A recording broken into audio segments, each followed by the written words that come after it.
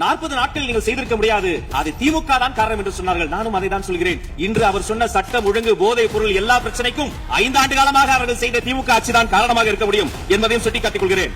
பள்ளி மாணவர்கள், ஒரு கல்வித்துறை அமைச்சர் நான், பள்ளி மாணவர்களினுடைய புத்தக பையிலே அன்றைய முதல்வர் ஸ்டாலின் படத்தை நாங்கள் போடவே இல்லையே என்று பெருமையாக சொன்னார். அப்புறம் ஏன் சார் லேப்டாப்ல மட்டும் அந்த படத்தை போட்டீங்க?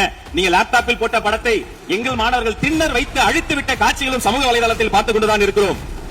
ஒரு வரியில் சொல்லுகிறேன், கோயில் பிரச்சனையை முத்தமிழர் டாக்டர் கலைஞரினுடைய வசனத்தையே சொல்கிறேன். நாங்கள் கோயில் கூடாது என்று சொல்லவில்லை, கோயில் கொடியவர்களின் கூடாரமாக மாறிவிடக் கூடாது என்றுதான் சொல்கிறோம்.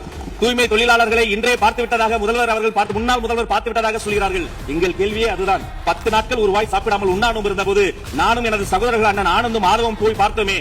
இன்று தூய்மை தேவதைகளை பார்க்கிற திரு ஸ்டாலின் அவர்கள் அன்னைக்கு ஏன் சார் பார்க்கல? ரிப்பன் மாளிகைக்கு அட்ரஸ் தெரியலையா? எப்படி போக வேண்டும் என்ற பாதை தெரியவில்லையா? தமிழ்நாடு எத்தனையோ திருடர்களை பார்த்திருக்கிறது. அலிபாபாவும் 40 திருடர்களையும் கூட பார்த்திருப்பீர்கள். அலிபாபாவும் ஃபியூஸ் கேரியர் திருடர்களையும் இப்போதுதான் எங்களுடைய மின்சாரத்துறை அமைச்சர் பார்த்துக் கொண்டிருக்கிறார். அதை குறித்த நடவடிக்கை எடுக்கப்பட்டுக் கொண்டிருக்கிறது. அவர்கள் மின்வெட்டை குறித்து சொன்னதற்கு மாண்புமிகு புரட்சித் தலைவி அம்மா அவர்கள் இதே மாமன்றத்தில் சொன்ன ஒரு வரியை சுட்டிக்காட்ட ஆசைப்படுகிறேன். இந்த மாமன்றத்திலே தமிழ்நாட்டிற்கு மின்சாரத்தை அறிமுகம் செய்த திமுக அதற்கு மின்சார தடையை பற்றி பேசுகிறது என்று அவர் கேட்டார். கலைஞர் வண்ண தொலைக்காட்சி கொடுத்தார்கள், அந்த நாட்களை பார்க்க முடியாது.